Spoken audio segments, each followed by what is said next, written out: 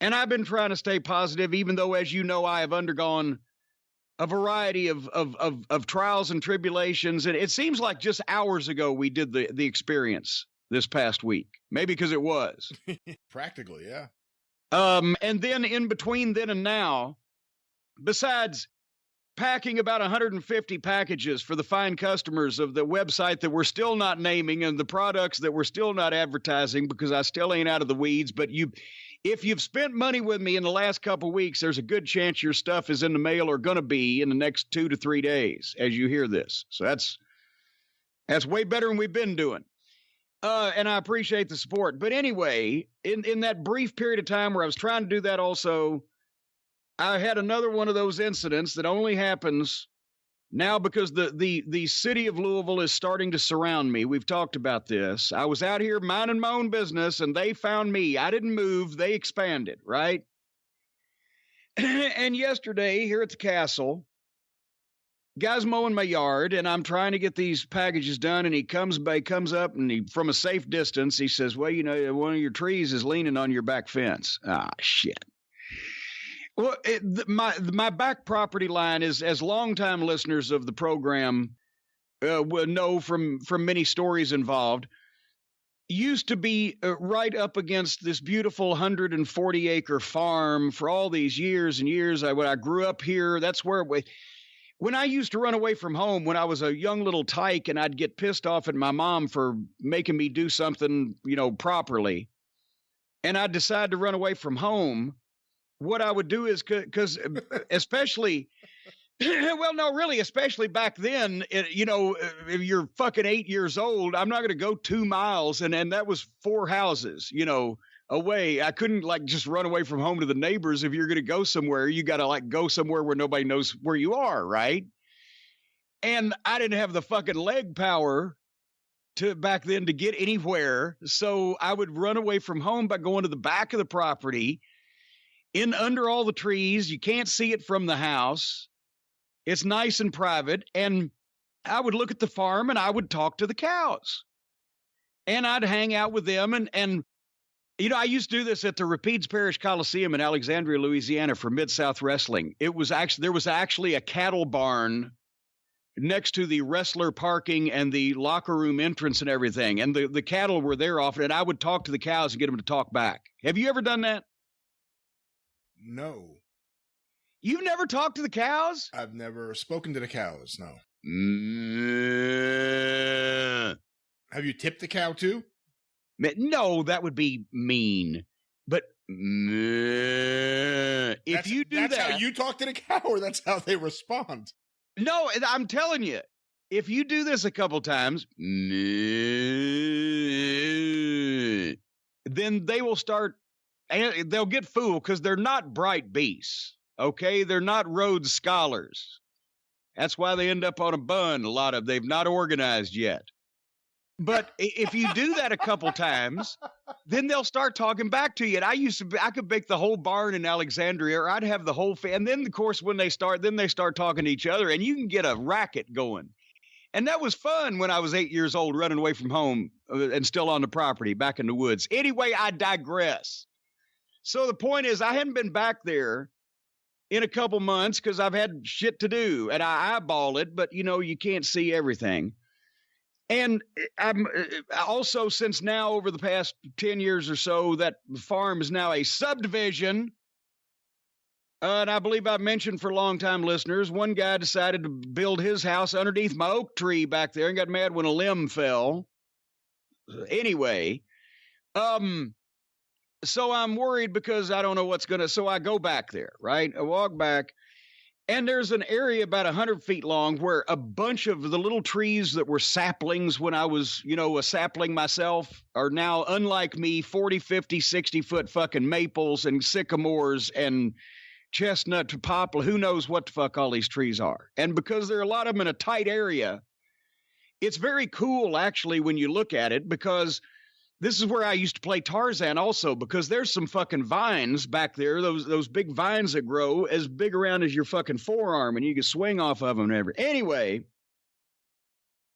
so they've all grown in different directions because they were looking for the sunlight. And so there's some cool trees. One of them's actually growing. It's big around as me now at a 45-degree angle, but it grows that way naturally. Very picturesque. But one of these fucking things, in the high winds that we've had lately in the thunderstorms, has cracked off at the base. Not all the way, but it's cracked, and instead of growing at a 75-degree angle, it's now at about a 40-degree angle, and what stopped it was my solid wood 8-foot-tall privacy fence that I had built when they started that goddamn subdivision, just to tell them I didn't want to look at their fucking headlights, and I didn't want to hear their goddamn family arguments, and I didn't want to see their fucking happy children playing fucking hopscotch on the goddamn street. I wanted to see my cows, or by God, I was going to block it off. But anyway, it's wedged there now. So the trunk is cracked, but not all the way. And it's wedged on top of that fence in just such a fortuitous manner that it did not topple over the fence like a goddamn ladder match spot and go straight through the roof of this fucking guy's house behind me. It cost $350 fucking $1,000, but he's got a backyard 15 feet wide. So I'm, fuck. Right? Where's Joe LeDuc? I need a lumberjack. I need, where's Andre? I'm Edward Carpentier. I've got a tree in my path. Where is Andre when you need him, right? So anyway, my yard guy, he's pretty good with anything about as big around as your leg or no more than 12 feet in the air. But this calls for a specialist, because now I'm looking at this thing. Imagine this. There's this giant solid wood fence that a fucking tree as big around as my waist is leaning on top of and is sticking up another 40 fucking feet directly over this other house. And it's directly in the middle of the house. So it's right in the middle of the backyard. And there's no way that you can climb anything around it because now it's open air. So there's no way to get up there to take it down in pieces. How the fuck is this going to take place? So I got to call my tree guy. My tree guy's name is Corky. And he's an excellent tree guy, as you would expect from a guy named Corky. And he comes over and he looks at it and he says, well, we need a crane. I said, well, how the fuck are we going to get a crane back here? He said, oh, no, I can't bring it back here. I've got to go through their side. I'm like, oh, fuck.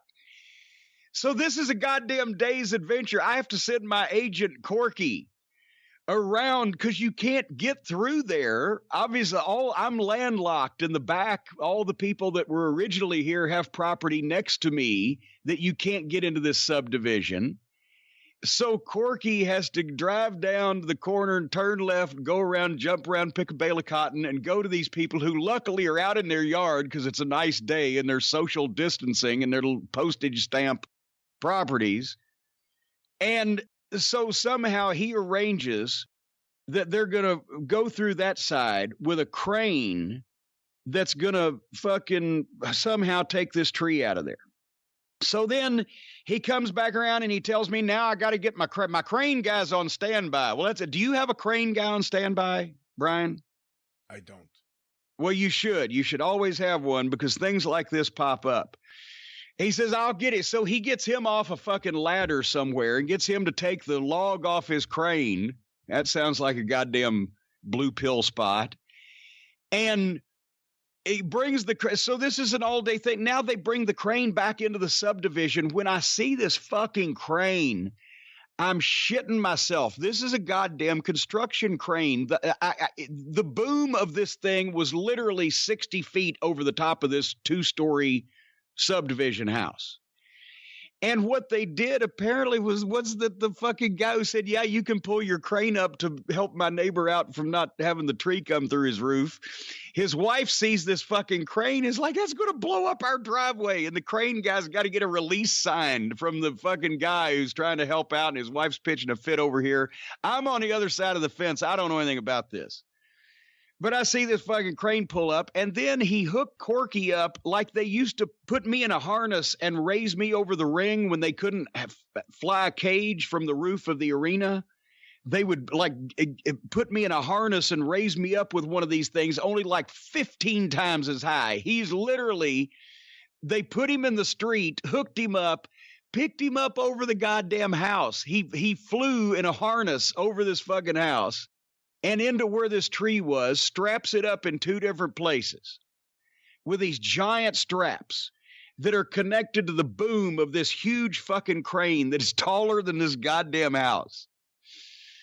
And then they lower Corky back down, and he fucking jumps in his truck. And he drives out of the subdivision, back down to the corner, turns right, comes back up my driveway, runs from my driveway, fucking 400 feet to the base of this tree. And he's on the walkie-talkie with the crane guy. I've been telling him, boom right, raise up, whatever the fuck they say. Now you say it, the crane guy's got the thing, he's got the tension on it, and Corky takes the fucking chainsaw to the bottom of this tree. And they give him a couple of fits and spurts, but finally he gets through it and the thing's loose, and now they're raising it up. As soon as Corky finishes cutting through it and the guy gets it raised up over the top of the fence, now this giant 40 to 50 foot tree that's as big around as my waist is hanging from this crane over this guy's 15-foot fucking backyard, and I'm shitting myself. I was shaking like a dog shitting peach seeds.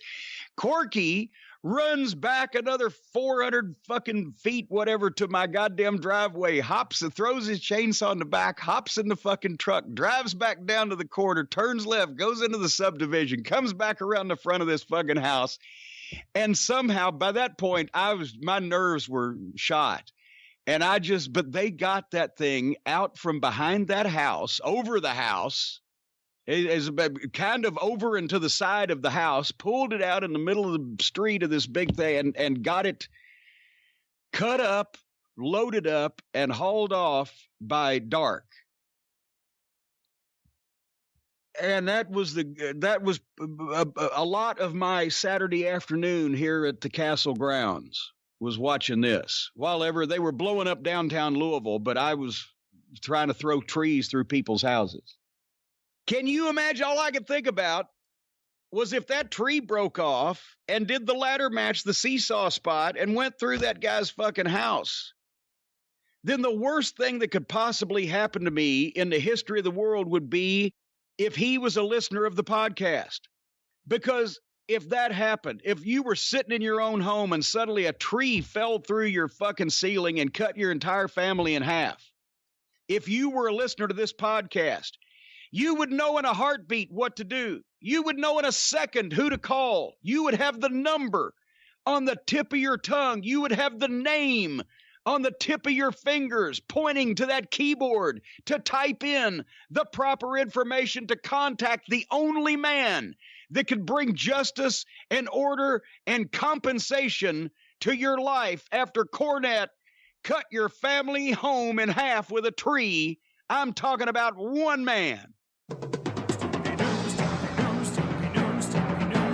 Call Stephen P. News.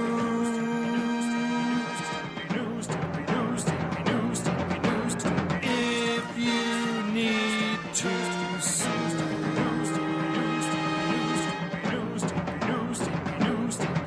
An outlaw mud show or two. He'll sue the rest.